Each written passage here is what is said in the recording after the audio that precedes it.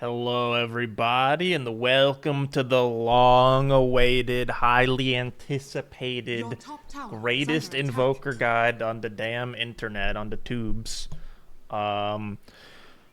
This guide will be mostly for mid in the current patch, I think 7.37c.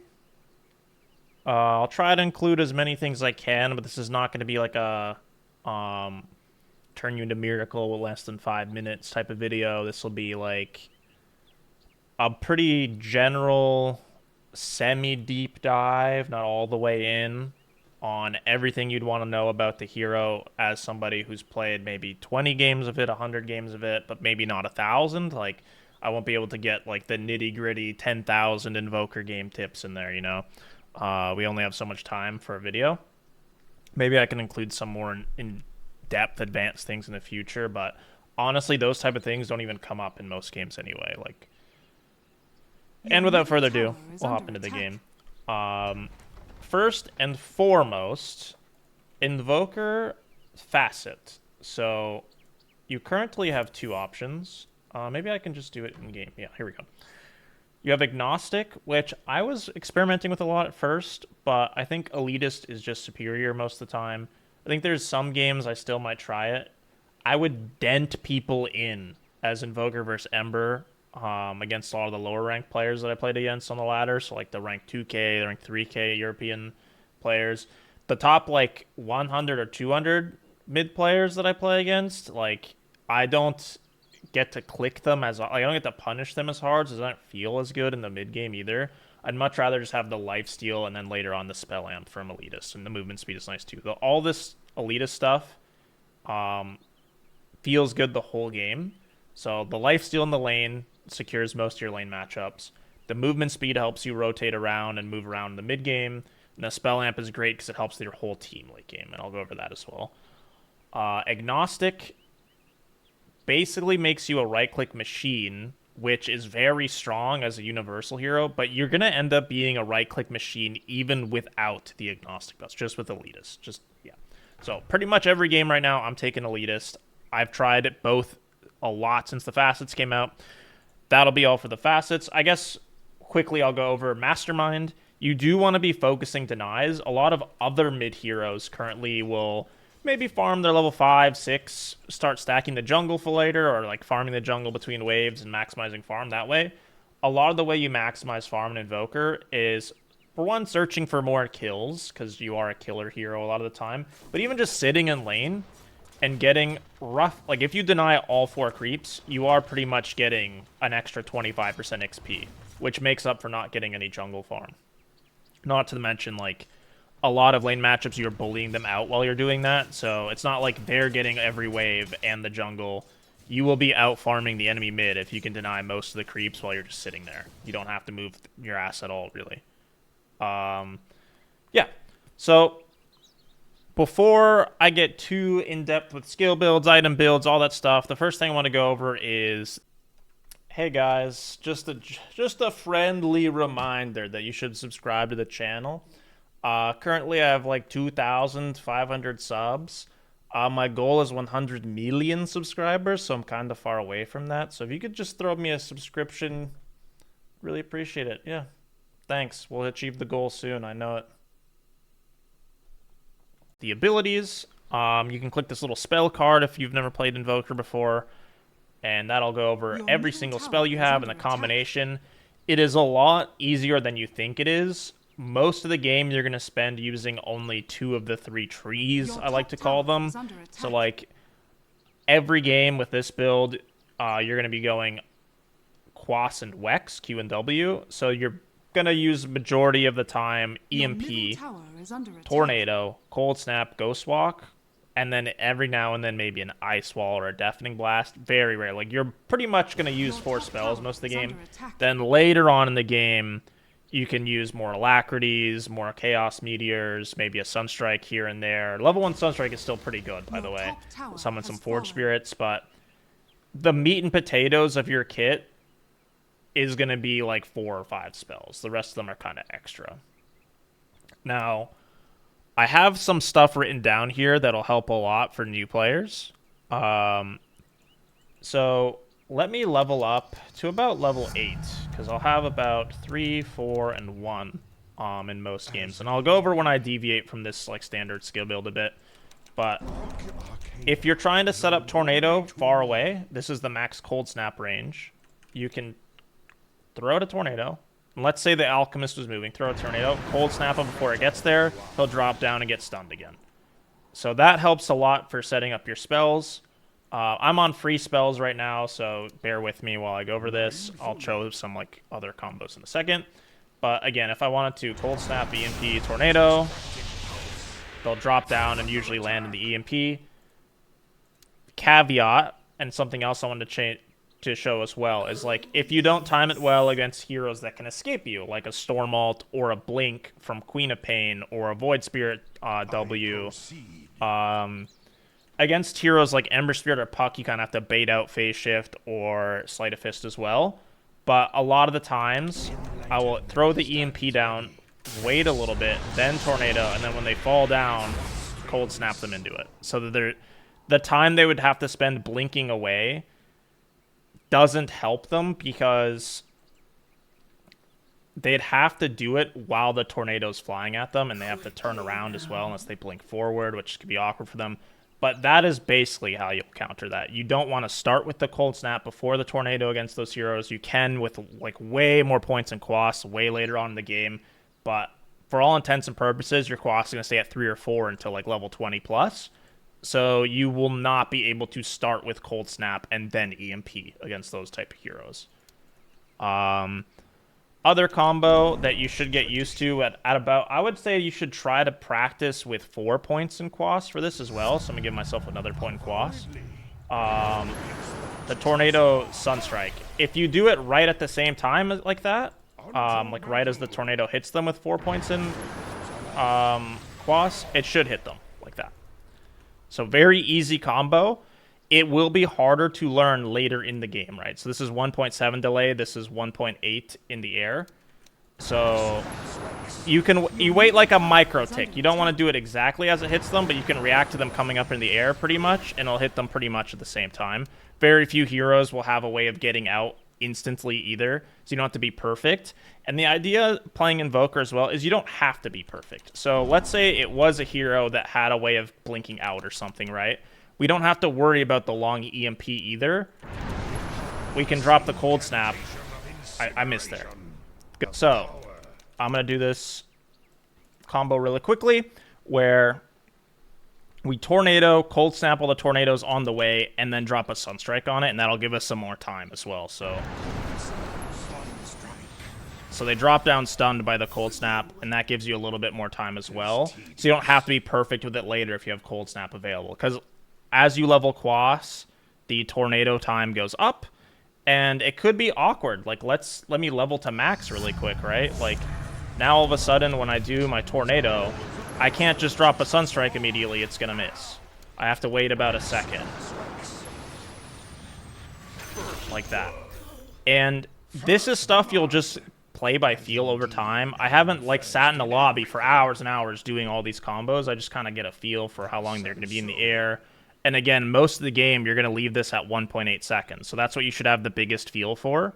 And then the second biggest feel for I have is the max rank, like when I'm maxed out. Because by the time you get to leveling Quas, you're pretty much level 20, 22 or so. And like the levels don't feel too slow at that point. Like one team fight will get you a few levels or something, or a kill.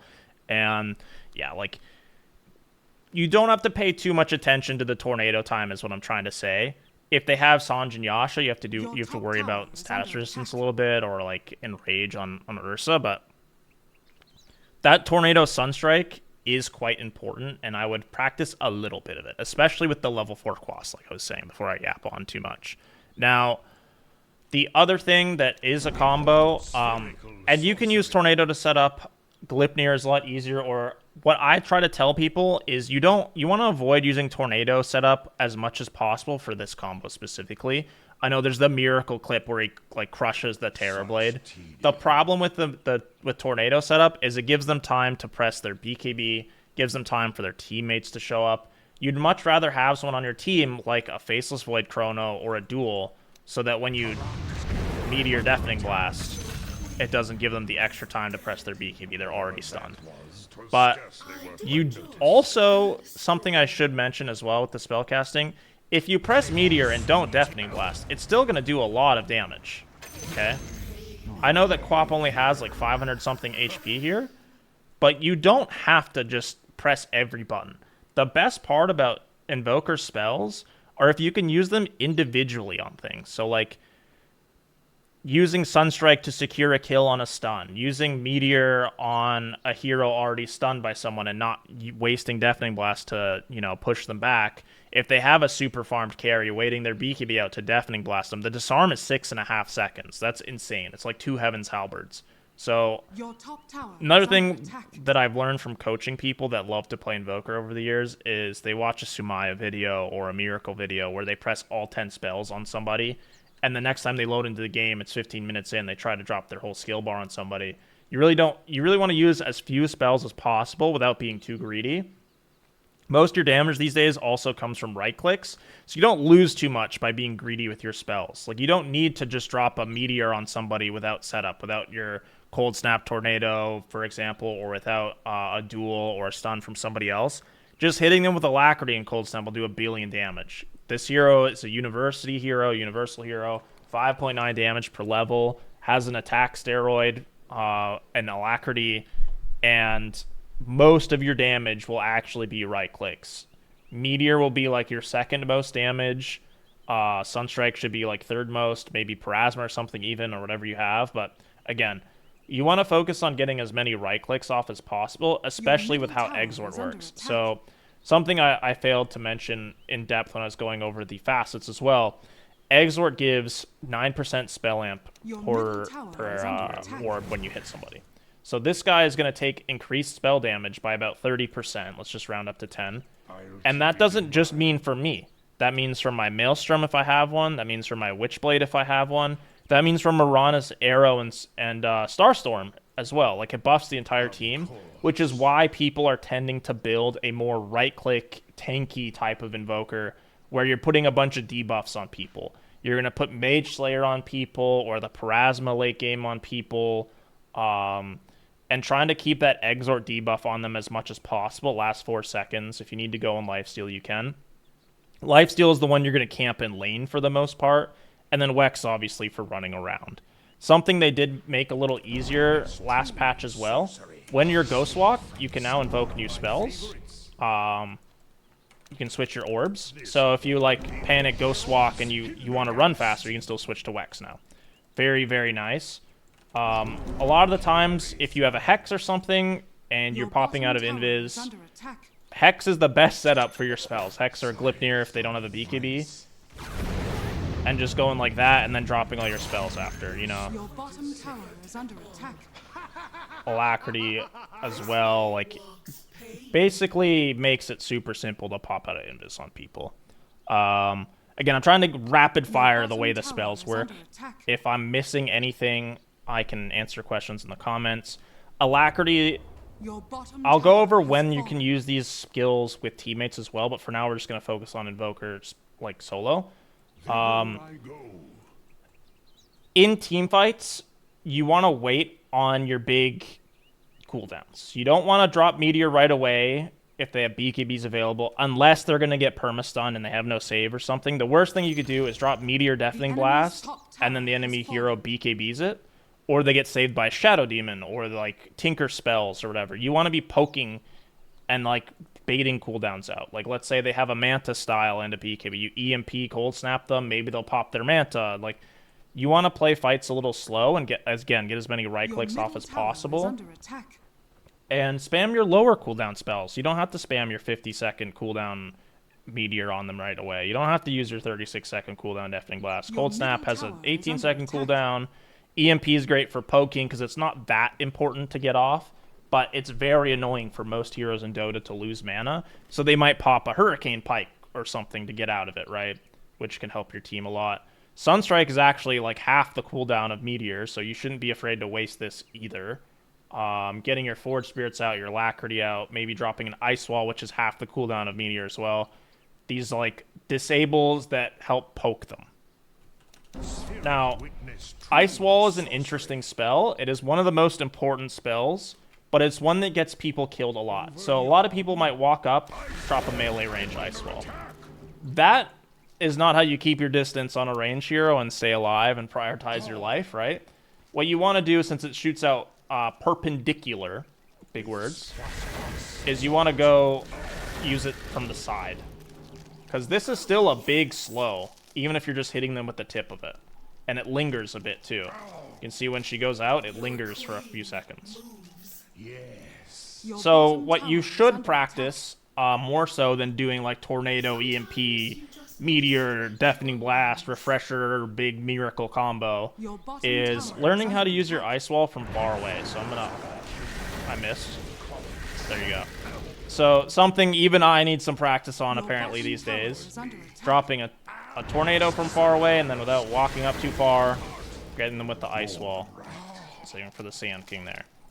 And when they're in the Ice Wall, you can get more auto attacks off. This almost always forces out a BKB or a Pike or some sort of save from them too, and then you can get your bigger spells off later.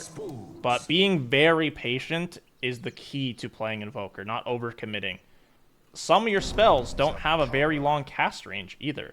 Let's say I wanted to go on this Quap in the back. If I want to Meteor her, I have to walk pretty much in melee range of her entire team here. So just keep that in mind. Don't overextend. You have much further range abilities, you know. You have Forge Spirits to give vision and poke as well, and just keep your distance. That's the best, most enforceable advice I can give. For a long time, people would tell me, I can't play Invoker without a blink, because it's super hard to land these melee Ice Walls, right? You really want to just like blink in Ice Wall and run away, but committing can be so bad. You really don't want to be committing like that. Yeah, that's my like long rant about Invoker players, but the last thing I would like to show, if you really want to like show off your skills as an Invoker player, and it's been a while since I've done this, so bear with me. Let me get a refresher and turn free spells off. Let me give Queen of Pain a bunch of hearts. Normally I'd give her travels or something and do it on an Abaddon or something, but again, this is just going to be for show really quickly. We're going to do this on our standing still first, and I'm going to show you how to practice if you want to get even better than that. So, basically, enlightenment stands ready. Let me think about the order of this real quick.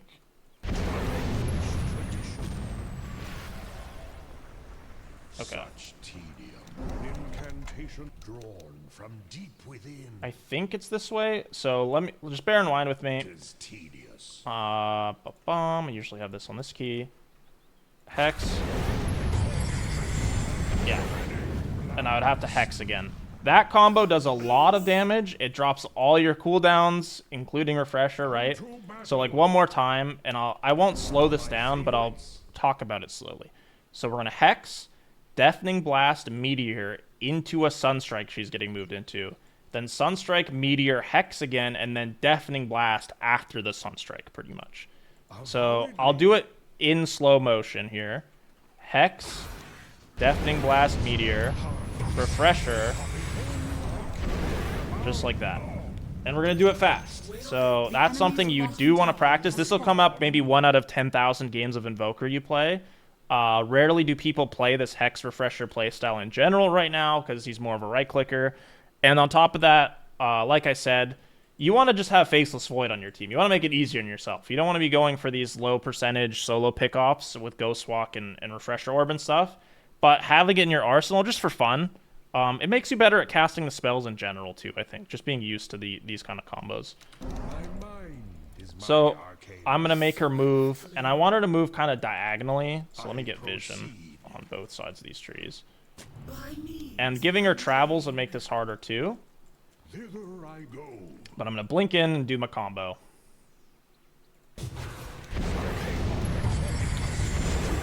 Just like that. Something you can practice, again, just for fun combo. I promise you, like, with the build we're going, you'd probably do more damage just auto-attacking her the whole time, unfortunately, and not worrying about the Sunstrikes as much. But, again, it's just for fun. I don't know what the min-max DPS is right now, and you're rarely going to find yourself in a situation where you need to like double hex combo somebody. It's just like, basically that was my warm-up routine in like 2016 when I played a lot of Invoker and wanted to be just like everybody's favorite bat chest out there, Miracle, right?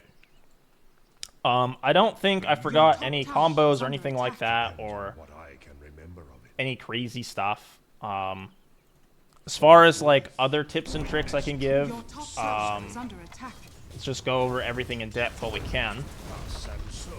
You can farm with Torch Spirits.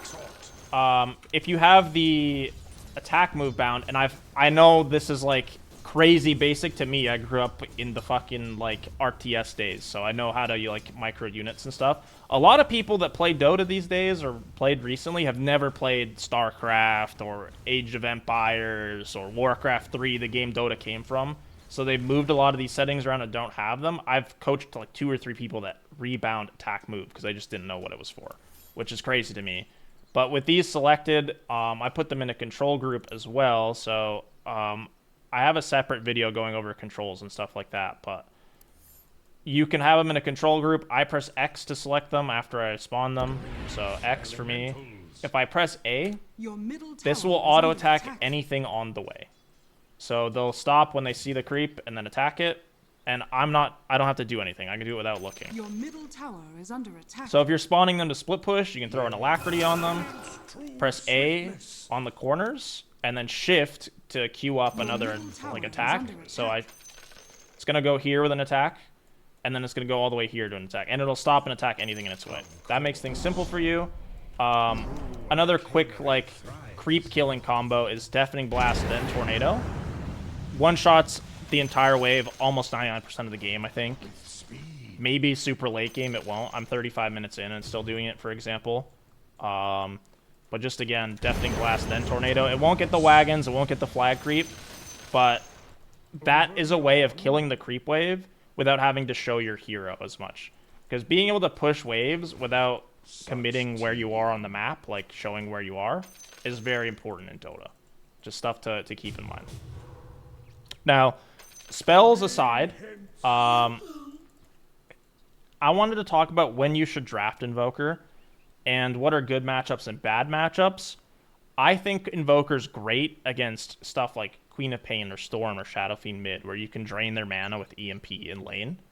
And later on in the game, you also have good catch for them. You might build an Orchid, but right now what's really popular is going Mage Slayer into Glipnir or Witchblade into Glipnir. And Glipnir catches these storms and quaps as well. Sets up all your other spells as well. Your bottom tower is under attack. Pretty good. You don't want to play against Puck. Puck is very unfortunate for you. Enemy's middle tower has fallen. Another thing to keep in mind is this hero is a menace in my games, usually support Tinker. You can dispel shields or other things. That's great. You can consider Vessel. I have it in situational items right now. It's fallen all out of favor a bit. Let me get some charges. For countering like regen heroes like an Alchemist, it counters his ult pretty well. It's going to get less regen and do damage over time to him, so he's tanky. And I love building, not Vessel against the Bloodstone Sand King, but Mage Slayer. This will reduce his damage by so much. Invoker's actually one of the best Mage Slayer carriers for me right now. Topson did it a lot at TI, because with a Dragon Lance and like Prey, you get a Grove Bow as well. You can apply both the anti like damage thing, like 40% less spell damage, and you can apply your bonus spell damage for your team on them. So like Sand King or any hero that wants to go in and do a bunch of magic damage, and like even Quap can blink in sometimes, stuff that you can hit from far away and just help your team kite. You are very tanky with these two items. Like this gives strength, some attack range, this gives magic resistance, and just the strength you get honestly from Quas is a big deal in the early game too, and even the lifesteal. I am committed. Yeah, stuff you want to see on your team. I love putting Alacrity on carries like Medusa, Wind Ranger late game. Most of the time you're going to Alacrity yourself, but there will come a time where your carry is finished farming and you have a Luna or a Wind Ranger with the Whirly Wind or a Medusa with 3 items, and you can just kind of play this like backline Invoker, ready to save them, ready to disarm if they go on them, or interrupt heroes. and just spam Alacrity on her, and it's a very easy win condition of just sieging or like playing around their hero. If they want to go on you, like let's say Storm wants to try and kill you, and you have an Alacrity Medusa next to you, he's just not going to be able to like stay on the same screen as her, right? Stuff to keep in mind. You do have the option of building an Aghanims with stuff like Chronosphere or a Duel. Duel is also just great setup for the rest of your spells, like even just Sunstriking or like same thing with, well, you don't need the Aghanims for the Chronosphere. But there's nothing they can do to get themselves out of a Cataclysm Chronosphere. Force Staff doesn't work. Other heroes can have saves and stuff like Shadow Demon, but yeah. Super basic combo. Another combo, if you have a friend who likes playing Mirana a bunch, doing the Cold Snap Tornado into an arrow, and I'm going to miss it because the Tornado is so leveled up. But do it one more time. Okay, we lost. It's over. It's over. I'm not the Mirana in this combo, okay? It's not on me. There we go. Just to show you guys I can do it. But yeah, like in the early game, a lot of heroes like Invoker's great against like Storm or other kind of like or Invoker, like heroes that you want to gank early. He has amazing setup just by like almost screen wide away guaranteed Tornado Cold Snap into dropping them for a hook or a Sacred Arrow. Stuff like that is great with your supports that need setup. Another classic one, Elder Titan Stomp into like on top of the Tornado Cold Snap. It's great setup for the Elder Titan Stomp, and then once the Stomp is down, you drop an EMP, you get close. All that is great synergy. Your top tower is under attack. Now, what I think is probably the most controversial slash difficult to understand part about Invoker is the skill build. Quas Exort is good very, very rarely, and I can't tell you exactly when. Honestly, BZM was one of the only players still doing it for a while. I think that 99.9% of the time, unless you're like, if you know when to go Exort Invoker these days, there's some matchups, you don't really need this guide. This guide will focus primarily, and I'll show the in-game guide as well. Let me get to it. On going 3 Quas, 4 Wex, then 1 Exort, and then after that, deciding if you want more in Wex or more in Quas still, and trying to max Exort quickly. The general theory on Invoker is, I'm just going to give myself a bunch of skill points. You want 3 in Quas ASAP. Like, you're going to level Quas over Wex in the lane because of the lifesteal.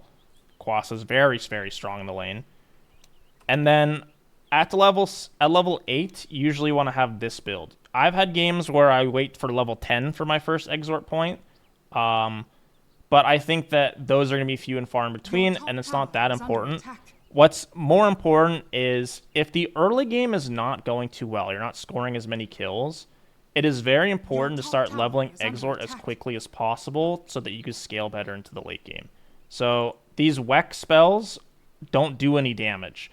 EMP is not going to one-shot somebody on the screen. Tornado is set up, and it doesn't do that much damage. Like, getting 45 damage per level or whatever is not like a huge buff to the spell. They do benefit from more levels. Like, movement speed is nice. The disarm is nice. But you're typically going to max out on 4 and 5, sometimes 6 Wex instead of the full 7. And then you're going to start getting Exort as quickly as you can. Now, at 4 Exort, you're going to go back for the 4th point in Quas. So you have double Forge Spirits.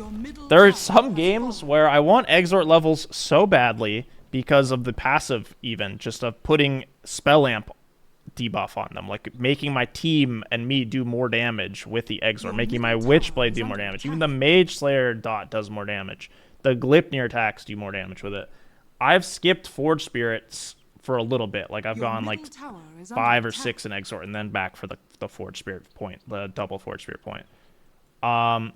That's very rare too, but a lot of the times it's going to look like this. You're going to have 4-4-4-4 or 4-5-4, and then you're going to max Exort, then max Wex, then max Quas last.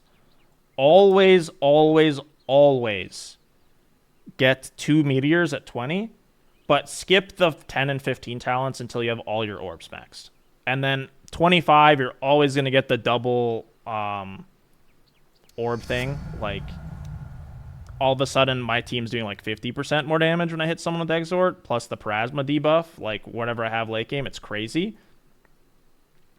Running really fast is fun. The lifesteal does have some uses. Like, this is not an insignificant amount, healing like 80 per hit or whatever it ends up being.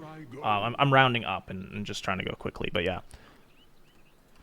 Item build, a little less controversial than skill build, and I think you can follow this exact build 99% of the time. Just keep in mind this ninth level where you're getting the 5th point of Wex is when you can deviate into more Exort, and you don't have to get the 4th point in Quas at 10 either. You can get more Exort early, and then after that 4th point Exort, you can get the 4th point in Quas, like I said. Skill build aside, okay? Items, currently, these are the starting items I go. You're a universal hero, so stats are really important. I'll reset to level 1 even. So with 43 damage base, after I get all these stats in my inventory, it goes up to 58. You're going to get 6 pretty much per level. You will quickly outpace every single hero in Dota that you're laning against in terms of base damage. Very important because you need to score denies to take advantage of your innate in the first 10 minutes or so. You're rarely going to spend time denying after the laning phase. You really want to have like 20 denies by 10 minutes or something like that, unless you're roaming a lot. Even more if you're just sitting there farming, right?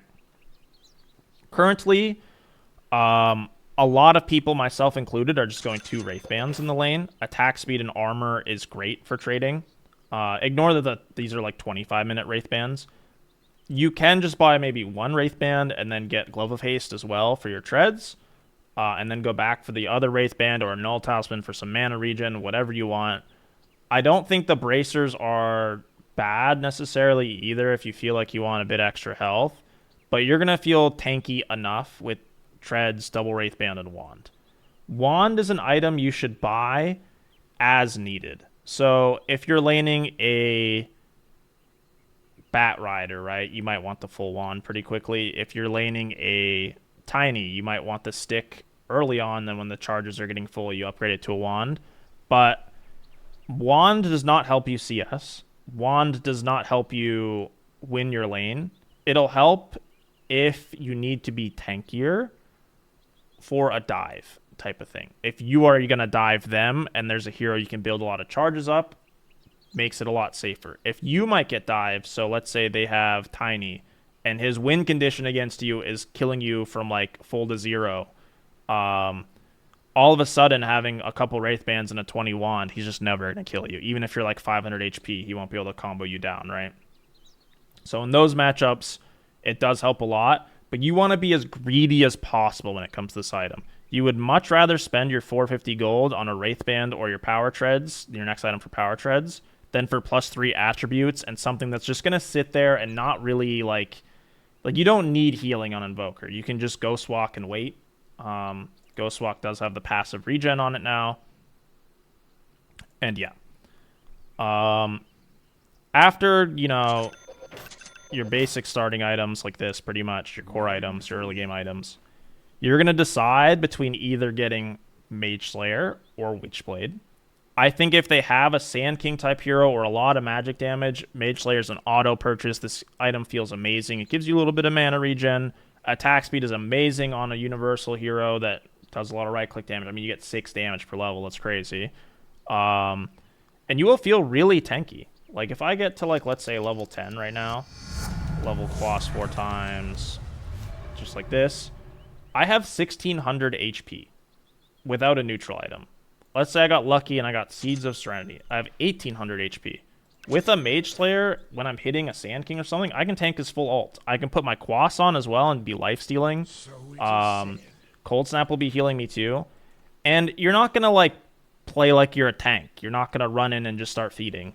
But if they ever go on you, or you're hitting towers, or you're playing aggressively, it is very hard for them to turn on you, which is super important. Now, you don't have to get Mage Slayer. Witchblade is fine. It'll be a higher damage option. It'll also kill creeps a little faster, I think. I think the proc generally helps more than the dot on the Mage Slayer. Don't quote me on that exactly. It also builds into Plasma late game, which is one of the main items you want to eventually build towards. I've also had games where I don't go Mage Slayer or Witchblade, and I just go straight for Rod of Atos. Rod of Atos is fantastic, okay? Against the Storm Spirit, you can Atos them from pretty far away to set up for your team, instead of having to Tornado them, which gives them time, right? Your top tower is Atos sets up Sunstrike, Atos, EMP, and then Cold Snapping near the end of it is also pretty good. It sets up your Meteor. It sets up a lot of things. And you shouldn't be buying it only to set up your spells, really. It should set up your teammates, most importantly, in the early game, because you're not going to have that many points in Exort anyway. But it builds into Glipnir, which is the meme item of the patch. This is good on like every single hero in Dota, pretty much. It's completely overpowered. Most builds are centered around it, or heroes such as like Wind Rangers by Glipnir, Piranhas by Glipnir. I've even seen Troll Warlords by Glipnir, which is crazy. Very strong item. Catch, farming potential, catch, HP, attack speed. Every stat you pretty much want, you know. It's just one of the strongest items. They've nerfed it a few times. It's still completely busted. Most of the time I'm going to get Maelstrom first for it, but like I said, getting the Atos first, especially how cheap it is compared to even like Witchblade or Mage Slayer, which are very cheap items in general. Very, very good. Now, there are some games where I'll skip Glipnir even, and I'll just go straight into like Mage Slayer, Dragonlance, and just be trying to put this on from further away. Hurricane Pike is great when you need mobility, like if they have Nature's Prophet or something. And Daedalus is a good late game option for big red numbers. I have little write-ups on every single item too, so again, I'm trying to go through this kind of quickly because the video is going to probably drag on a bit. Invoker's a very, very unique hero. I will just build a sample build right now with these core items, okay? So let's say I was trying to see what my full build would be. It'd be probably something like this. And maybe if I didn't buy Mage Slayer, it'd be a BKB or something, right? Pike. And this feels really good. Daedalus and Plasma are kind of optional. You can build one or the other. If you don't go towards the Plasma, maybe you want some armor. It's very hard, like I said, when I was doing the refresher combos earlier, it's very hard to fit too many more items into your build when you're playing this hero. Like, I'd love to have Octarine and Refresher and play more for the spells, but the way the facets are designed, the way the hero plays right now, it's a universal hero, you're just going to have a lot more success with, like, generic right-click build like this. I would say that my inventory is going to be probably, like, Glipnir, Dragonlance, Daedalus almost every game at some point. I might get the Daedalus 4th or 5th item because two of my like flex slots to use a deadlock term are going to be either for magic immunity against Mars or magic SF, Pango Roll, like whatever cooldown they might have. If being tanky doesn't help, I just need to avoid CC. Maybe a Dispel through either Manta, which is better earlier because it, split pushes a bit better. It combos with your Forged Spirits. It does a lot of damage as a universal hero. If I just throw my Manta on this Tinker, you can see it does a decent amount of damage. And they crit, obviously, too. They don't do the orbs, unfortunately, but that's fine. Shivas can be useful for just armor, so that's, again, one of these two flex slots. But your DPS slot is going to be Daedalus or Plasma. Sometimes one of your flex slots will be one of the other as well. Sometimes one of your flex slots will have a Scythe in it. It's really going to depend on the feel of the game. But for the most part, you're going to need some defensive item, some catch item, and an extra damage item at some point. And my throne just exploded at the perfect time because that was all I was really going to talk about for this part of the video. I apologize that it's a little longer than other guides, and I'll try to cut it down a little bit, but the next part of the video will be a sample game of me playing Invoker and kind of going over my thought process. So stick around for that. If this is the only part of the guide you wanted to watch, thanks for watching. Please subscribe. Or my grandma's going to stay in the cage. And yeah, stay tuned in. About 5 seconds, you'll see future me talking about a game I played. Thanks. Hello. Welcome back. This would have probably been like a 3-second transition or something if you guys are still watching the video. I'll be going over one of my games I played in the last week or so in Invoker. This isn't the most beautiful game of Invoker ever played. This isn't the least beautiful game of Invoker ever played, but it's a very relatable game of Invoker. I was even able to defeat a crazy new addition to Dota in the form of Ringmaster, the undefeatable. Currently like a 60% win rate or something. I also had a Crystal Maiden on my team. That's cool. This is a pretty mixed lobby. I think this is... I don't know what rank 136 NA is in terms of European rank right now. I'm assuming this is NA rank. But I believe I got 23 points for this game or something. So the MMRs were kind of balanced, but... I honestly don't know what people's MMR. I think this is about 8k MMR or something. I'm at 11k or so. So it's a bit of a mixed lobby, but should be quite similar to everyone else's lobbies that are like, you know, even in the Herald, you know, it's pretty much the same. Europe at this rank is pretty much Herald from my experience. So without further ado, we'll just jump into it. I will be fast forwarding a lot of this and just talking about important things. Again, this is just a bit of an example game, you know, like what my thought process and ideas. I'll be laning a Nature's Prophet, which is normally Hell on Earth, but way higher MMR than this guy, so it wasn't that bad. And that is the reason why I'm starting with a Quelling Blade. Get out of the Sprout. 30 seconds. A lot of the laning technique on Invoker is just winning on CS and knowing how to use your auto attack. You don't have a bottle rush type of build. You're not going to spam spells to secure CS. You are going to fight tooth and nail for each creep as you can. And certain techniques, certain cool moves you can do, hopefully I do, but I'll say it beforehand, is... when creeps are about to get low, you can interrupt their attack with Cold Snap. So you can attack and then Cold Snap them while their attack's in the air, or Cold Snap them and then attack so that you can circulate CS.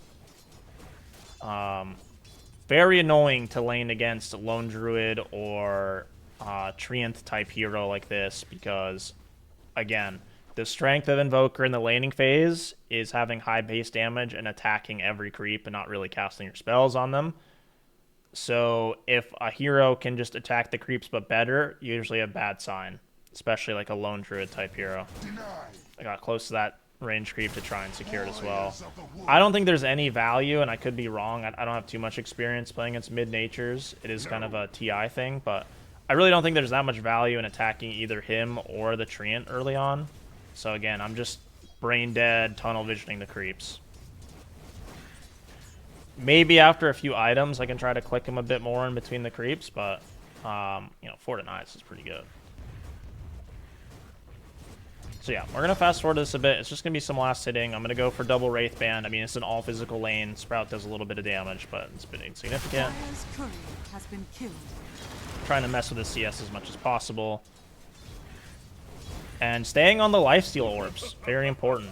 Barely having to use any regen. You could make a case in this lane, and thinking back on it, I think going for treads before the 2 Wraith Bands would have been better. 1 Wraith Band is fine for laning, but this hero tends to teleport around in the early game. You'll see in a bit that I respond by TPing top when he goes, and it doesn't go super well. Just trying to drain his mana. You know, I have full mana, might as well use it.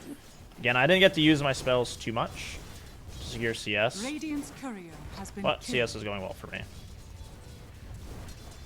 I think it was here. Yeah, so this happens sometimes. I think there's a trade on the Phoenix here. Phoenix looks like he's about to go down. Nature's TP's top on CM, and I TP to respond, which if I skipped the second Wraith Band, I might have been able to just have Boots or the Glove of Haste and maybe Boots on the way or something. And it would be much nicer for when I TP here. And even though we don't kill the Doom here, I do think it's worth me TPing. I'm going to lose a bit of stuff mid, right? But if Doom gets to escape this dive, full HP, full mana, his lane is fine. Right now he has to drop a salve, maybe buy a raindrop, and spend a little time out of lane, so it helps the Dusa at least. And even though I don't get the kill, it's still good to either... I mean, it's way too early in the game for me to TV bottom and try to mirror the kill. But responding to these ganks is good. I just have to be able to walk back to my lane a little faster. So I'd have loved to have boots here. I think I lost half a creep wave, so not a big deal, right? I think I didn't get half a creep wave of value for myself there by harassing the Doom. But I definitely got more than half a creep wave of value for the Deuce. At least that's, you know, something. The prize is mine. Those type of interactions, like let's say they got a clean triple kill or something, that can snowball the entire game out of control. So in hindsight, I can maybe say that I could have not TP'd and it would have probably been about the same as TPing. I just err on... I know this is like almost counterintuitive, but I err on the side of caution when it comes to those early game plays of like, I would rather respond than not respond, even if it doesn't go well. Like I'd rather hurt my own game a little bit. Now, if I think I can die, I'm probably not going to go. But if it's just going to waste some of my time, not as bad if I can just either force one of them out of lane for a bit. And here I can't respond. I have no TP. It is what it is. Free farming, free farming, free farming. I didn't go Mage Slayer this game. I believe I went to Witchblade. And I don't think there's any point in a Mage Slayer this game. It is okay against Phoenix, maybe, but not really anyone else. This was a bit unfortunate. Phoenix, not me. But still fine. Still fine. My game is good. I would actually expect a Nature's Prophet to do better versus a versus an Invoker than this. Like, we're still pretty much even. I would consider this a counter matchup. So, I'm just farming my treads, trying to deny every single creep. Ghost walking on a ward is not ideal. And I think we just wrapped back around on mid. So, a bit of a tricky thing. In hindsight, I didn't expect this to be full warded. And, interesting that he warded this side, to be honest, because it's kind of hard to get over there. I would expect this side normally to get warded. But, regardless, he saw me go bottom, and then we wrapped back on mid, because he thought I was ganking bottom. That kind of tricked him a bit. Not on purpose, but cool. Something I made sure to call out this game to my teammates as well is look how bad this Phoenix's game is. No boots, level 4. We can play obscenely aggressive on all lanes right now, especially like Doom is a pretty long cooldown. Even if he uses it, if we force it, that's fine. But no level 6 on none of their supports is a huge deal. And it remains like that for a long time. Phoenix dies. Going Nature's again, free kill. Doom gets kited. Our supports are huge. Sand King's not having the greatest game. CM is printing money. But just like these are important times, like downtimes here. So just look at the score and be like, okay, both their supports aren't 6 still. I really want to play aggressive while my supports have their ults, or maybe my offlaner has ult. These are times where you can abuse the tempo of the game a bit. Something that people are decent at playing around, even in lower ranked games, is knowing like, okay, Doom is on cooldown. Maybe I can go do something now. Something like not necessarily 5-head, but a little beyond that is like, okay, he's still level 5. They don't have Doom, or their supports are still level 5. They don't have Egg. Still, basically the same thing. Just poking that guy. And again, a lot of the strat on Invoker these days is to kind of camp your lane a lot more than you used to, just because of your innate. I only have 14 denies. I'd like it to be higher, to be honest, but you get a lot of value out of just sitting in your lane denying creeps. It's a bit, like, annoying for the enemy team, so I'm, like, still, like, focused denying the creeps. I think I end with about 20, maybe 17 is when I stop. So, important part of the game. Catapults are spawning. I'd like to open a tower somewhere if I can. And in the back of my mind, I'm also thinking, can they go kill my Medusa and open the top tower? Top looks super stable. I don't think we're worried about top at all. I would love to do a smoke play or just play around Sand King's epicenter in some capacity, but I'd love to just run at them right now, which I hope is what we go for. It's been a couple days since I played this game. We might just make a throw move here. I remember there was one throw I made this game. Okay, so I'm just running at the tower with the catapult, killing the Wind Ranger. A little bit of a BM pause. But this is something that maybe isn't going to be as abused in lower ranked games. I'm not sure. Maybe you guys can tell me how often this happens, but very often play pattern, very like consistent pattern is at 10 minutes, both carries get ganked, or one carry gets ganked, the enemy team responds, and if you make the first move, it's almost always better. Like having initiative if you can. Now, if you try to gank their carry at 10 minutes and they're like up 10k gold, you're just going to lose faster. In a normal, even game or a game where you're slightly ahead like this, if you make the first move, and let's say Doom TPs to help them, and then the game gets really messy. Their carry gets low and has to walk back to base, even if they save them. Your carry's free farming. Your tower is taking no damage. Theirs is going to take some form of damage while there's a fight going on, even if it's just the creeps and the catapult. And it's just better to have activity at this point of the game. Activity is very important. There are games where you can't be active because you're losing too bad, or like in this game, right? Medusa they're not going to move her out with a level 8 Doom. Our lane top looked really stable, so I don't even have to think about having to respond to that. But yeah, super important. I lacquered the catapult, we clean up the tower. Our tower is alive top still. The map is open. What this means for our team, Sand King can push out bottom and farm more camps, and he can also connect through this lane towards mid because he'll be further up the lane. Now, if he's farming down here, the walk to mid is basically the entire river. From here, geometry, mathematics, all that, man's not hot. He can get there much. This is where I throw. I just walked in their sentry. Should have had these two heroes with me if I wanted to make this move, but too over-aggressive. Honestly, could be worse. We trade 3 for 2 and they use Doom, and again, like, activity is very important on Invoker if possible. You can't play like this every game. Like, we're kind of winning and snowballing the early game and have higher tempo heroes. Like, their Phoenix is still not 6, right? Something that I very well was conscious of this game. And Medusa just gets all the time in the world while we're doing this stuff. They're not dooming Medusa. They're not pushing her tower. Wind Ranger gets a little bit of time, but, we have Sand King, we have Medusa. These heroes farm like 10,000 GPM if we just let them exist. It'd be better if I could, like, poke around here and get away, right? If I can make them chase me a bit instead of dying. But activity is just very important on this hero. I don't farm jungle creeps until Exort's leveled. And this is a game where I even got a 5th point in Wex. That's not something I do every game.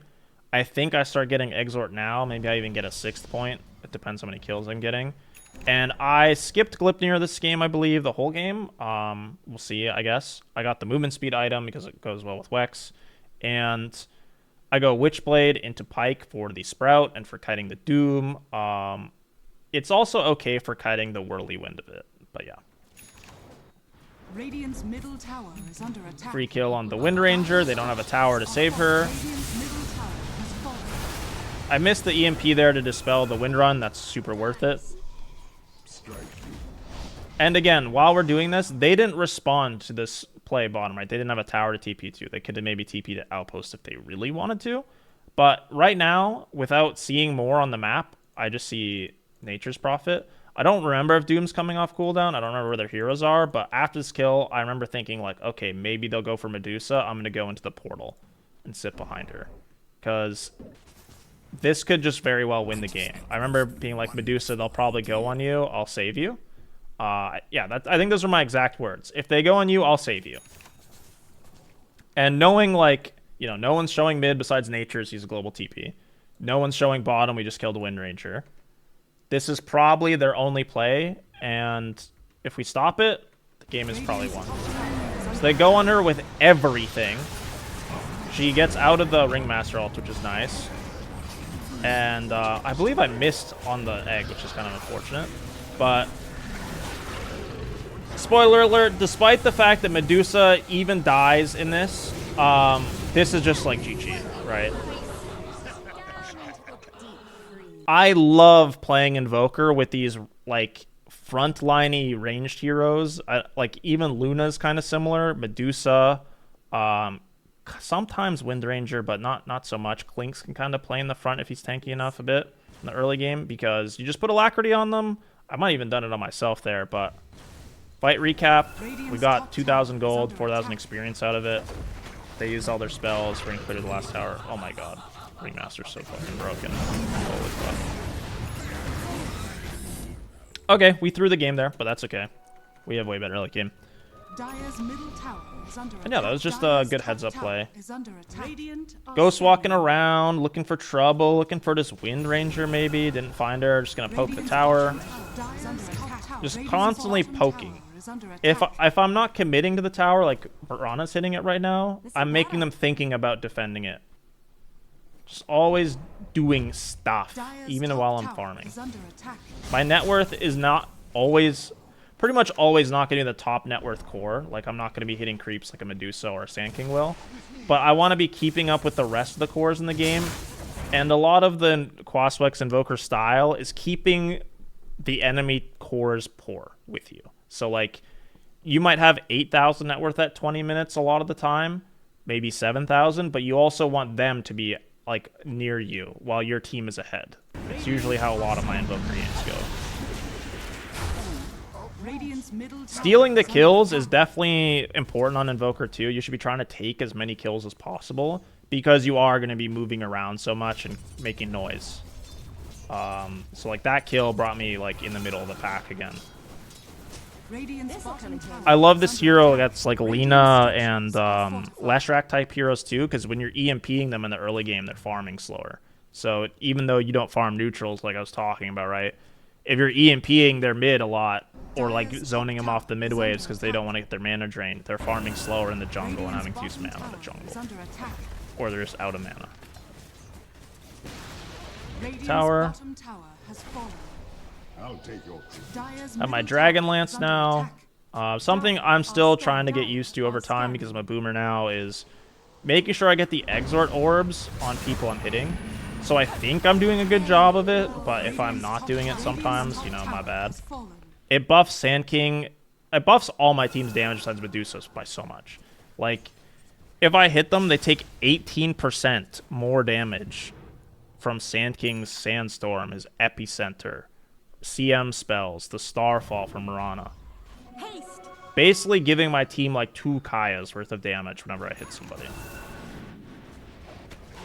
So I'm going for the full pike. I believe I wanted a Manta for a Dispel. I don't remember if I finished it or not, but it's not a big deal. Tried to go for their Wisdom there, was not able to get it.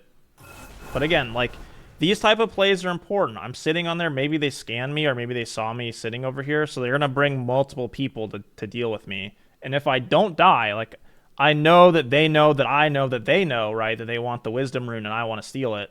So I'm making sure they bring people. If not, I'll just take it. But I'm making sure they bring people. When they do, I go somewhere else. Always making sure they bring more resources to deal with me than I'm using to put pressure on them. Setting up on this Wind Ranger, but she was on a ward, so it didn't go well. She's just dead. She even died through the box. I think because of the Exort orbs, honestly. Negates a lot of the magic resistance. Alacritying the Medusa. Simple, simple game. Simple game. I don't remember exactly when we... I think we get Roche here and we just push. I don't remember what items my Medusa has right now either. I think she gets her butterfly timing and we just go. 100 CS is a lot more than I would think I would have at this time normally too. Like, I am killing creeps. I'm making sure I'm not only running around. Again, this is the sign of a good Invoker game in my bias, is my carry is double their carry's net worth pretty much, and I'm keeping up with all the enemy cores. There are some games that go slower where you like play around Exor and try to farm more because you can't get kills. Not every game you can just run at them and get a million kills. Some games go poorly, right? can't go over every type of game, but this is the standard, like, I've seen this a million times type of Invoker game, and what your game should look like most of the time.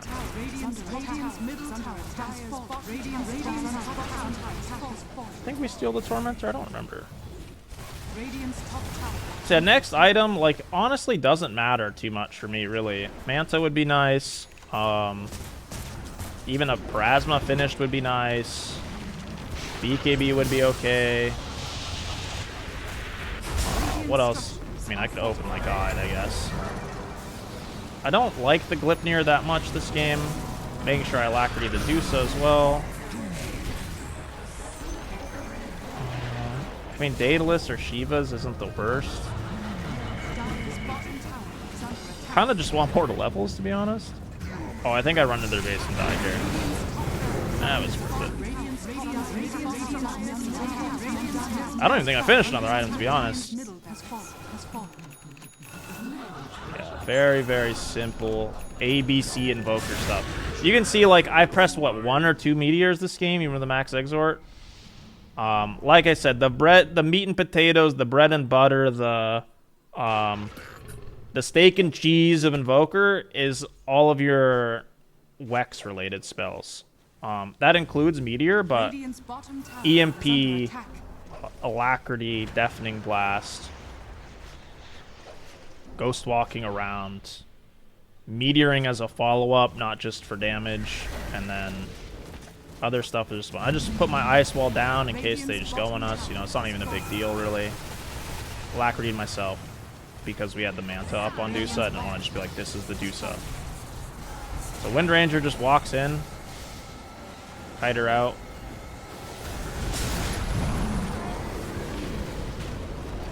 Yeah. Hopefully that was informative. I believe that is GG. There's not much time left in the replay, just for fun stuff. And this is honestly, like I said, it's not the most miracle Bat Chest Invoker replay, but this is 90%, if not more, of Invoker games look like this. They don't get to the late game really as much. Just standard good tempo gameplay and using your spells defensively a lot of the time. Hope you enjoyed the guide. I'll make more guides in the future. I might make some expansion type videos to guides. Like, people ask me, please, please, how do I play Ember versus Huskar, please? And, like, that could be a whole video in itself. Same thing with, like, maybe I'll make an expansion to the Invoker guide, like Invoker late game, if I get a good, like, game of me playing late game Invoker and kind of go over that stuff. But, again, very rare that my games and other people's games even go like that. Again, thanks for watching. Please subscribe and stay tuned for more content in the future.